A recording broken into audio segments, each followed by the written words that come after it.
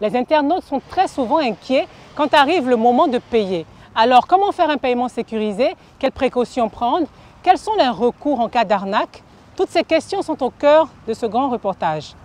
Un marché en plein essor en Côte d'Ivoire, mais des ventes en ligne qui souffrent encore du manque de confiance de certains acheteurs, effrayés par d'éventuelles fraudes, surtout au moment du paiement.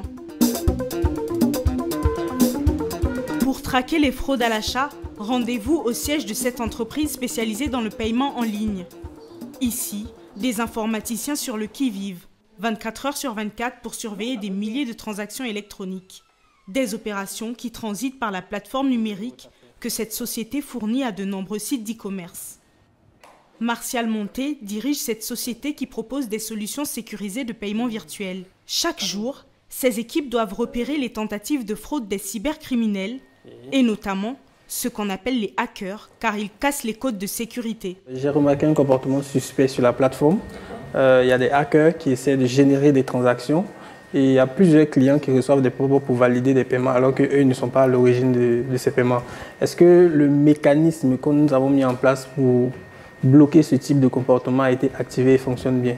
Oui, c'est activé. Ce qu'on fait, c'est qu'on regarde le mot du client.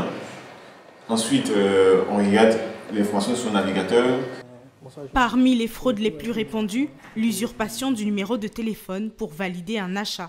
Il arrive souvent qu'un fraudeur va sur un site de e-commerce, constitue son panier et au moment de payer, il ne met pas son numéro de téléphone.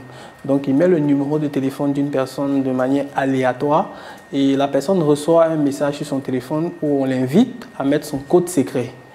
Alors qu'il n'est jamais allé sur ce site pour effectuer un paiement.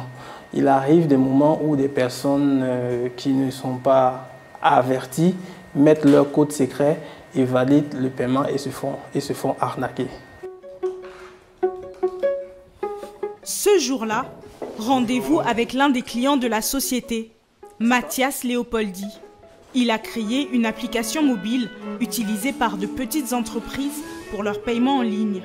Une application que son promoteur veut absolument protéger d'éventuels pirates informatiques. Je souhaitais qu'on se rencontre aujourd'hui pour voir comment est-ce qu'on peut renforcer encore plus la sécurité pour des cas d'arnaque, des personnes qui se font appeler au téléphone et on leur demande d'exécuter des instructions sur leur téléphone, de saisir des codes, des syntaxes et après ils se font, leur compte est vidé. Donc nous, ce qu'on propose en partenariat justement avec les opérateurs, c'est d'effectuer plus de procédures de vérification, notamment d'appeler les clients à partir d'un certain montant pour qu'ils puissent bien confirmer la transaction et avec cette procédure pouvoir vérifier la qualité d'un marchand en fait.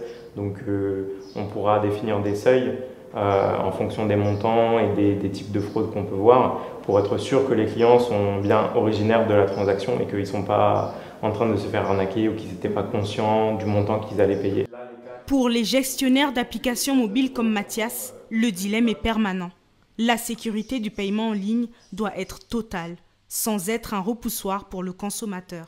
Plus on veut rendre la transaction sécurisée, plus on va faire de procédures, de vérification, etc., etc. Et plus le client va être découragé pour aller jusqu'au bout de son paiement. Donc il faut toujours trouver l'équilibre entre les deux. On a toute une architecture technique qui est mise en place pour faciliter le contrôle des transactions, etc.